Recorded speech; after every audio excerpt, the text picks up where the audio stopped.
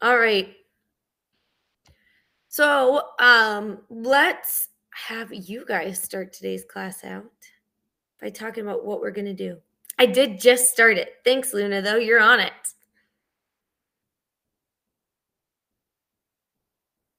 Awesome. Luna, you want to read through our goals for today? Yes, I can. Thank you. Yep. Define greenhouse effect. What is the Kyoto Protocol? Yep. Kyoto? Okay. Sounds like a Japanese name. Yeah. uh, yeah, what is the Kyoto Protocol and define pollution? Awesome. Thank you for reading. And I just want to say a shout out to Luna because it was so fun. Even though we were out testing, Mrs. Schaefer got to see her in person at their site. And I said, it's so cool. And this is not to anything to anybody who doesn't use their webcams, but it's so much easier for us to see you and recognize you when you put your cameras on. And so It was so nice. I was like, "Oh, I recognize you right away." yes. Yes. I love that she uses her webcam because we can see her, right? Yeah. And I know it's not everybody every day. And some of you want to hide because, if I were a student, I might want to hide too. It's early. I get it. But it is so fun when you do turn those cameras on and that we are able to know you not just by your voice and by your name, but by your face too. Very I cool. know, Naya. I do too. Look at this hair, You get what you get for 8 o'clock in the morning, but it's okay. We still love your faces, even if we all have bedhead together, right? It's all right. No judgment here. So we can't wait to see you. Spring testing is coming up after this month. So we have this month, and then we have spring testing. Then you're going to be going to your testing sites, and you're going to be taking your different end of course exams. And what I love about that is that we get to see some of you in person. All right, so we'll be at different sites. Miss Schaefer, are you out for spring testing? I will be in Heath again, so I will probably see Luna. Perfect. I'm not sure who else I will see, but yeah, it's east of Columbus. So in Heath, if you're in Thornville, Newark, Licking Valley, Dresden, any of those places, you'll probably be with me. Awesome. So. And I'm in the Piqua site. I'm the site lead for the Piqua site. So if you're at the Piqua testing site, you will see me. All right. Hopefully, maybe some of you I will be able to see. Anybody know that they're going to the Piqua site for sure? Oh, I'm sorry, Draven. So you should be hearing from, you should be getting emails, or your legal guardian should, basically starting now. I've gotten a couple for Mila already out for spring testing, so they should be sending those out. And what they'll do is they'll tell you the time and the date and the location for your testing. All right. If you don't know, ask your advisor or your counselor, and they will be they'll be able to help you with that as well. All right. But we're all going to be taking our biology test. So what is awesome about that is we have some help sessions starting today. Well, we've had them, but today we have one. All right. At 4:00. If you have your phone, plug an alarm in on for yourself right now. Okay. Go take that with Mrs. Sheets. She's so much fun.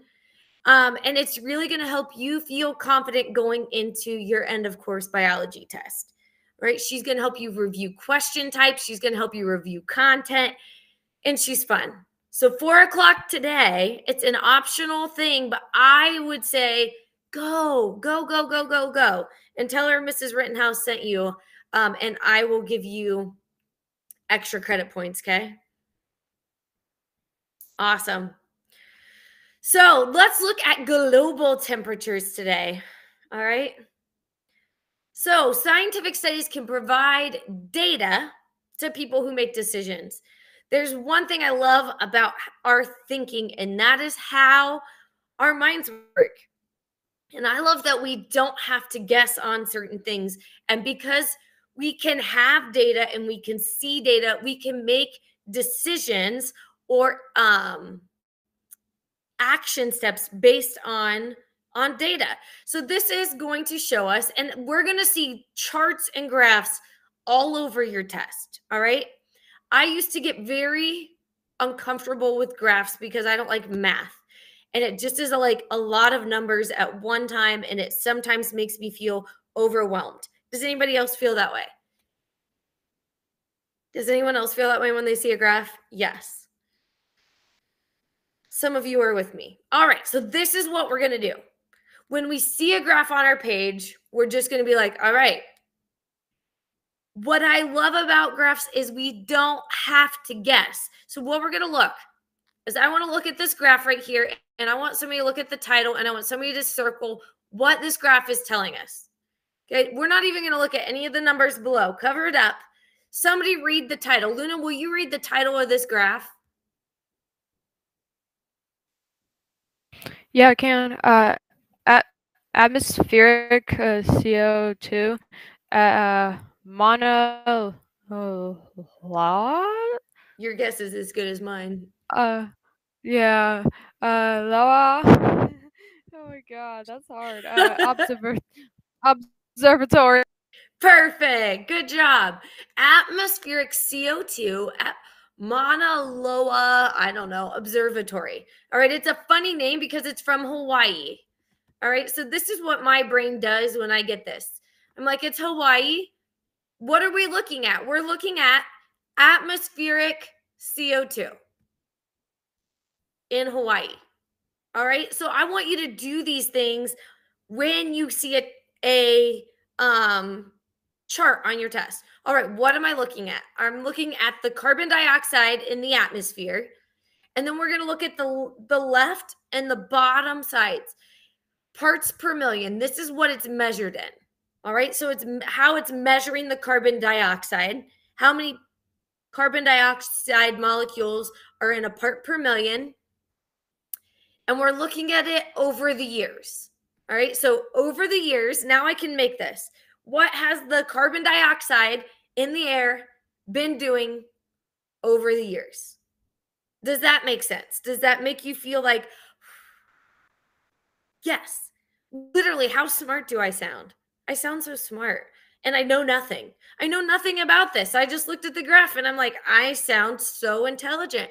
I know that I'm looking at the atmospheric carbon dioxide over the years at Mauna Loa in Hawaii, right? Just because I am able to close my eyes, pick out the most important information to tell me what I'm looking at. And what does it tell me? Somebody told me, I know, I'm so smart. Somebody told me that it is what? What's going on with this line? It's really this simple, I promise. Is it going up? Is it going down? Is it staying straight? Is it going back and forth? Just tell me. You can all tell me the behavior of this line. There are like 70, I can't do the math that quick, 6 of you in here. 76. You can tell me what this line is doing. Everybody tell me in chat. Draven and Tori told me. Everybody, all of you, all 76 of you, tell me, what is this red line doing? You're so smart. Seriously, though, you just read a graph. It's really that simple, that over the years, that the carbon dioxide, so over the years, the carbon dioxide at Mauna Loa Observatory, Hawaii, is going up. So over the years, the amount of atmospheric carbon dioxide is going up. Look how smart we are. Now, if they were to ask us a question about where we think it will continue to go, what would you say? What do you think is going to happen in, let's see, it's going up every 10 years. So 2030. What do you think is going to happen in 2030? What would be your prediction if that was the question? What do you think it's going to do in the year 2030? Why do you think it's going to continue to go up, Tori? You're right. You're right, Darian. Why would it continue to go up? Yeah, because that's the trend, right? Like there's nothing over the last how many years? 10, 20, 30, 40, 50, 60 years. So why would it not go up in the next 10 years? For the last 60 years, it's gone up. Right. So our inference would be, my hypothesis would be that it's going to continue to go up. Lola, I don't know. I think it is the last one of this unit. Okay. So let's keep going. We know that the amount of carbon dioxide is going up. What does that mean? Scientists indicate that increased amounts of greenhouse gas emissions from human activities is the major cause of temperature increase. All right, so there's something called the greenhouse effect. What is a greenhouse? What is a greenhouse?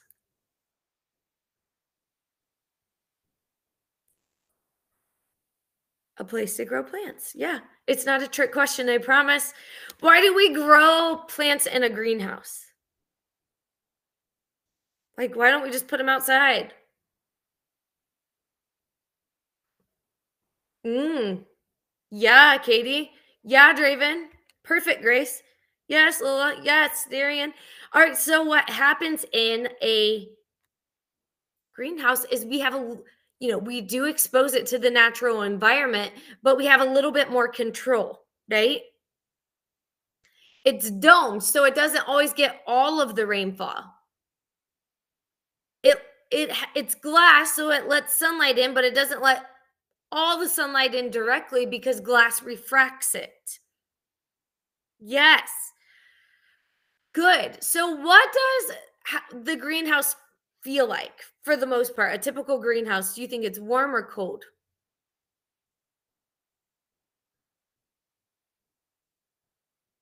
Warm. Yes. Yes, yes, yes, yes, yes. So a greenhouse is warm. I wouldn't say hot, but it is warm. It traps moisture and it traps sunlight in. And if you need to take a test question on the greenhouse effect and you're like, I have no idea, I don't remember, you know what a greenhouse is. A greenhouse keeps things in. And that's exactly what happens in our atmosphere. All right. So let's just go ahead and box off one side at a time. Sometimes if I see too much, it overwhelms me. So we're going to cover this side. On this side of the board, you're seeing the world, the atmosphere, and then this little buffer of greenhouse gases. See that? The world, the atmosphere, and the greenhouse gases. What do you see in this greenhouse gases area? CO2. We were just talking about that, right? The rays of that in the atmosphere in Hawaii. Well, here it is. CO2 is part of what we call our greenhouse gases. All right. They protect the atmosphere around our world. Okay. And this atmosphere is a place that kind of acts like a boundary between them. So our solar radiation, it comes in and then it is able to come out, really reflected back off because our Earth doesn't absorb it all. And it'll get stuck in the atmosphere or cool down in the atmosphere or pop back into the greenhouse gases boundary. All right, let's look what happened here. Because of humans emitting gas, all right, like think about the tailpipe of a car, all right, or the smoke pipe of a factory. and the gases that are being emitted out of that, right? Because of our activity on Earth, we are emitting more CO2 into the air. And what is happening is, what happened to that atmospheric boundary? Did it get bigger? Did it get smaller? Yeah, Tori said it's gone. It's thinner. All right. So the atmosphere, this blue part, is actually a protection buffer. What that means is it slows down the solar radiation that's coming to Earth, right? It keeps those rays from being as direct. So as we lose our atmospheric gases, and as those greenhouse gases get thicker, I want you to think about if the sun's rays were more penetrating on a greenhouse, that's what's happening right here, right? It's all about the sun's radiation and how it gets slowed down, sent back up, and slowed back down through that. Okay? When it comes back out off the Earth back into that atmosphere, when it bounces off those greenhouse gases and comes back towards Earth, it's even slower, right? I want you to think of like a bouncy ball. When a bouncy ball, you first release it out of your hands and it hits the ground, what happens? It comes back up. Does it bounce up kind of quickly? Yeah, it bounces up pretty high. And then what happens if you just keep letting it hit the ground? It slows down. And as it slows down, what happens to the height of its bounce? Yeah. Every single time that ball bounces back up, it gets a little lower, a little lower, a little lower, a little lower, a little lower. And it's kind of like that with our sun's energy. When those sun rays come from the sun directly to the earth, we're so thankful for this atmosphere, because otherwise the sun's rays would be so damaging. So the concern is that as we put what we call greenhouse gases or carbon dioxide back into the air from our emissions from our fossil fuels, that as we put more of that into the air, that we are losing these atmospheric gases, and that the sun's rays get more harmful and more energetic. Does that make sense? Yeah, you're right.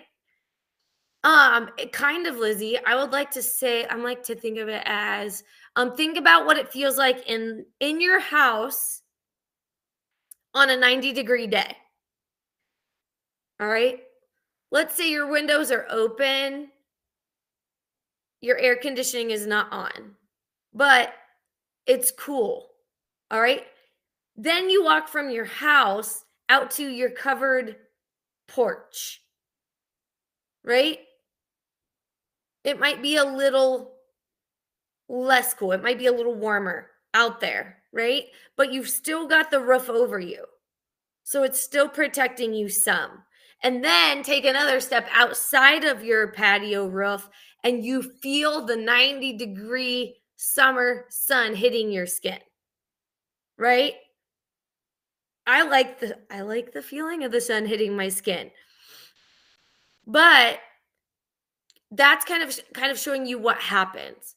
So this atmospheric layer is like your covered patio in the house. It's protecting you from direct rays versus intensifying it. As we emit things into gas, it's almost like, okay, now you lose your house and all you have is your covered patio. And they're worried that someday that we're going to lose our covered patio completely. And our bodies and animals are not designed for the direct energy from the sun's rays. So that is the concern. And so we're saying, because the sun is getting a more direct path over the years as we emit gases, that we call that what we call global warming. That the temperature of the earth over time is actually increasing because this buffer, this covered patio for our earth is slowly getting thinner and could potentially disappear if we're not careful. All right. So how do we remove the greenhouse gases? Well, the thing I think we don't know is I think that this may be an irreversible effect. Does that make sense? Like those atmospheric layers are so beyond our control that it's like an endangered species, right? Like we can't create more of those species, but what we can do is protect them. All right. And now I still drive a car that puts out fuel. I think that there's going to have to be some moderation, right? Because everybody can't afford to go buy a Tesla. Alexa, what is the average price? Oh, it's not plugged in. I was going to look at the average price of a Tesla. To get an electric vehicle, they're very expensive. I think it's a great option, but sometimes that's not an option for everyone. So we have to just like we do with endangered species, we have to put up protective measures, right? Just like if I come to some teacher events for OHVA, I have teacher buddies around here that I can ride share with. Right? I might not have an electric vehicle, but I can be careful of how often I am personally contributing to my own gas emissions. And while we can all take those preventative measures, that can put up, oh, holy moly. Yeah, that's an expensive vehicle. You could buy a car for that, you know? I mean, a house for that. You could buy a house for that price sometimes. And I will say, just real quick, they are building a Honda factory near West Jefferson, and they're going to build electric Hondas there. So Cool. We're hoping that by other companies coming out with this, it'll lower the price so it's more affordable for all of us. Because, of course, I'm not going to pay $100,000. Well, I can't pay $100,000 for a car. But right.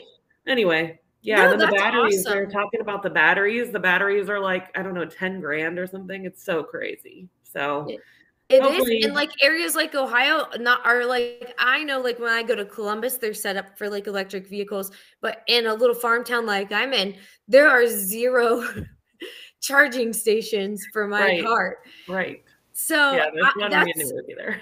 Yeah, but I think it's awesome because by bringing that technology to grounds on like American soils and in our states, that's going to help drive the cost down. Hopefully it's going to make it less expensive to buy a vehicle that didn't have to be shipped here, right? There is another issue. Sure, go for it. Mining the lithium for the batteries is destroying the environment that the lithium's mined out of, and there's only so much. You're can't do electric cars because there's no way for us to make lithium. It's toxic, it's dangerous, and it destroys the environment. It actually probably produces more greenhouse gases. And sure, you're absolutely right, James. And that's the cool thing about science is that there are different ways that we can help contribute to not making this happen more. And part of that is, I know like solar panels are a great way of gaining energy. But for some of these newer technologies, it is we're finding problems on the back end of things when you have these materials that now need to be, they're retired, right? How you retire them with also doing it safely and not emitting more gases. So sometimes our answers have problems too. And that's why we have minds like you guys. You guys are the brains of tomorrow that are going to help us solve those problems. And so the best thing is to just continue to educate yourself. And I mean, educate and research, but look into it. Ask questions. and look into these things, because we could honestly do a whole unit just on this, just on Yeah. on renewable energy sources, on electric cars, and the pluses and minuses of all things, because everything has positive and negative sides. Go ahead, James.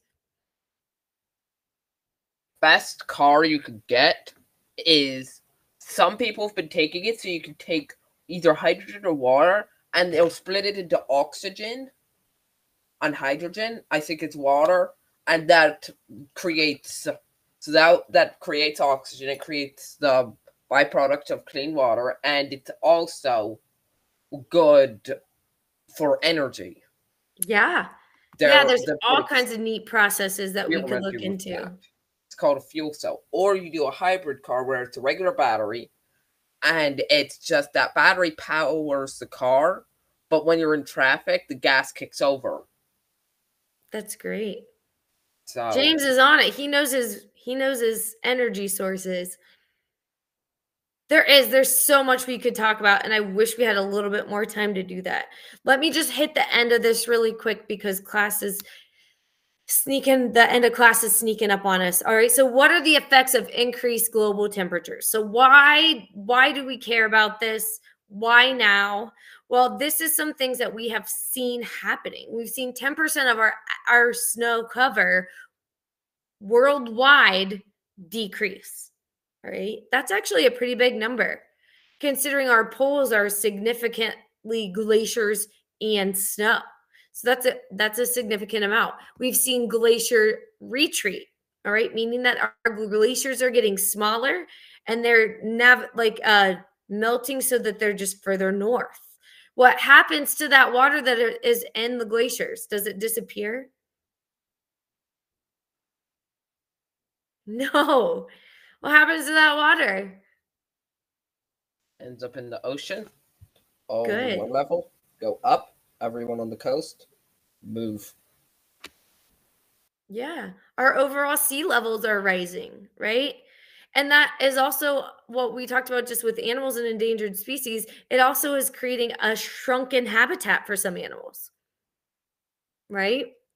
So whereas we can't make a fix for it, right? Like we can't go back and reverse what's not already been done, is we can be aware, and we can all make changes, small changes, right? And then we can thank companies like Honda that are making company-wide changes, that they have a little bit bigger of a footprint, right? They have a little bit bigger of an impact, and they can help make things more economical for us, those decisions to be less of an economic choice, by bringing things to the States and reducing the cost of those products. All right. Pollution. I feel like we've all heard about pollution, right? So we don't need to stick here too long, but plastics have been things that have been more widely produced, and we're seeing the effects of that, right? Things like straws, water bottles, things that we haven't had in decades before, that are really starting to add up, right? Along the highways, on beaches.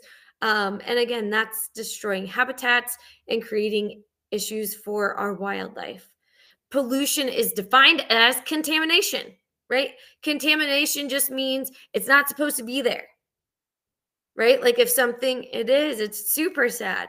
Just like if a virus or a bacteria gets in our body and makes us sick, when something that is not a part of a natural environment becomes in the natural environment, it has negative effects, right? It has negative effects on the wildlife. It has negative effects on the soil, right? Because we've got elements, and when those things do break apart, that are going into the soil that aren't naturally found there. All right, what can we do?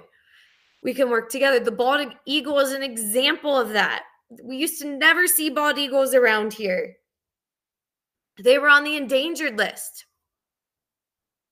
But this is a testament to what we can do when we put precautionary measures in place, is that they have come back, and they have come back in big numbers. In fact, I've seen them around my house here in the last couple months, just flying around in big nests. Yeah, you used to never see them other than in the zoo. All right. So, what the encouragement from me to you is today is that you can make a difference. Sometimes that we as individuals or families feel small, right? But we're not small, right? When we all do that, that is a big difference. So, DDT is a chemical that is found in pesticides. So that when basically as we as a civilization have developed, we put what stuff on our crops, we put stuff on our grass, things for our weeds, and those chemicals are contamination. They're not part of our natural environment, and they would leak, right? They wouldn't go to the eagle's nest, but what happens is they would leak into creek beds and get into fish and actually contaminate the fish that when the eagles would eat the fish, it would be something that kills them. All right. That's how we've been talking about these ecosystems and how it's that domino effect where when there's one thing that it can just domino affect all the other things. So let's look at this. I just put a live link in chat. It's a bald eagle live cam, and they have eggs right now. So they'll be hatching soon. So it's pretty cool to watch. I check it every day just to see what's going on, but you can see them in the nest right now. So whoa, that is amazing. That's pretty cool. So thank you for putting that in there. Yeah. So cool. All right, let's do these really quick, and then I'll gather your question, Jonathan, because I want you guys to have these for today's test or quiz. This will unlock after class. I've been sick. It's not unlocked. I'll get it unlocked for you. If an issue is controversial, which means people have different opinions on both sides, which source provides the best objective information? Is it school teachers? Definitely. No, I'm just kidding. Is it advertisement? Is it scientific methods, or is it a rumor? It is going to be the scientific method, guys. You don't have to listen. You don't have to listen to external voices. When we want to know truth, we can look at data. We can look at experiments. We can do the experiments ourselves and look at our personal data. We can look at what other people are studying and what their data is. Don't just look at one site, okay? My challenge to you is to at least pick 3. When you're looking up information to something or data that you want to use to make a conclusive decision, check multiple resources. Which way would most likely be the quickest way to reduce carbon emissions entering the atmosphere? Informing people about the problem, passing law requirements or laws requiring reduction in emissions, having a local roundtable discussion, or meeting with government from other countries to discuss the situation. Quickest way. You guys are saying informing people. A and B. A and B. Which one do we think is the real one? To be honest, guys, I don't know which one of these is correct. I need to look. I would say informing people is free, and you can inform people every day with the free of mouth. It may be to be passing laws. I'm going to go look that up while we're doing this. All right. Passing laws, though, does require time, and sometimes that doesn't happen quickly because there are different opinions. Did we go over the Kyoto Protocol? I think I might have skipped over that. Where are we? Well, let's go back to the Kyoto Protocol. So the Kyoto Protocol, what do we want you to do? It's an international commitment to reduce carbon emissions. All right, so it's everyone coming together and saying, listen, this is a problem. We need to do something about it. And that's what we want to work on this together. All right. So what is it? Is it a new technology, a car, a way of doing science on the atmosphere, a document that sets out a plan for reducing carbon gases, or a set of laws made in Japan that deals how cars are made? It is C. Sets out a plan for how we can help reduce that. Okay. All right. Let me pull up that quiz and tell you for sure, because I want you to know. Are there any questions while I look this up? Any questions for right now? I'm going to get you that answer so that you don't have to guess. Can you also get the other current protocol before you went back to this quiz, Kurt? Are you asking me to? You want to see the Kyoto Yeah. Protocol? Is that what you're asking for? Yes, I can do that for you in a minute. One sec. I'm on a different screen. Where is it? Mm-hmm. Sorry, I'm on a different screen. Here we go. Here's your quiz. And I'm going to open it for today so that you can pop in there and do it. I'm going to make it due by 1 o'clock today, okay? And let's do this.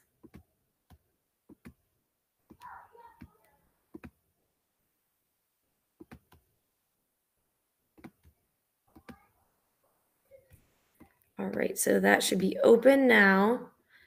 And then let me go in and tell you the answer before you leave. If you have to leave, you can come back and check the recording. But I'm in there right now, so just give me 1 second and I can tell you.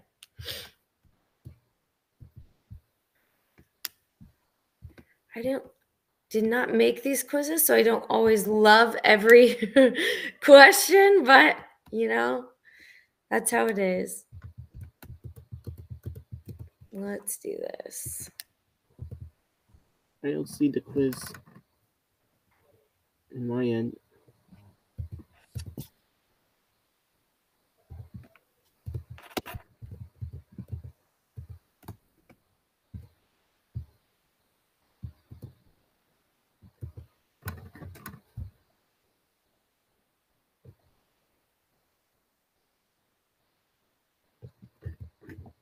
Yes, it is informing people. We are right with that intuition. It is informing people. A. Informing people it is. Yes, if you refresh your page, Jonathan, that should work. All right, guys. It is 9:13. I'm so sorry. I miss you all so much. I'm so sorry that I was sick. I'm glad you're here today. Any other questions, you can stick around. I'm going to stop the